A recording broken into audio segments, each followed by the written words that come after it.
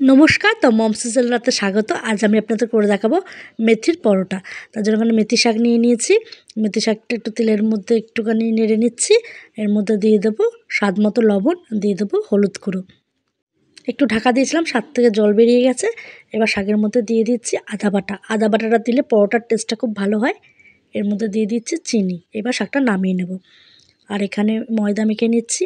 ময়দায় দিয়ে দিলাম তেল, আর দিয়ে দিচ্ছি চিনি, দিয়ে ভেজে রাখা শাকটা দিয়ে খুব ভালো করে মেখে নেব। এই যে আমি একটু মেখে রেস্টে রেখে দিয়েছিলাম, দেখুন কত সুন্দর লাগছে দেখতে।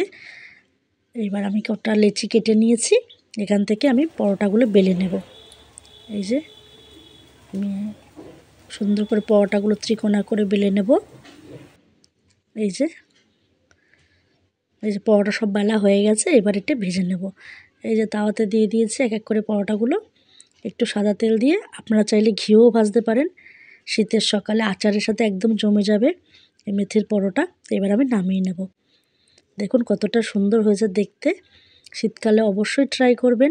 ভালো লাগলে লাইক, কমেন্ট, সাবস্ক্রাইব করবেন। চ্যানেলটির পাশে থাকবেন। অবশ্যই কমেন্ট করে জানাবেন রেসিপিটা কেমন লাগলো।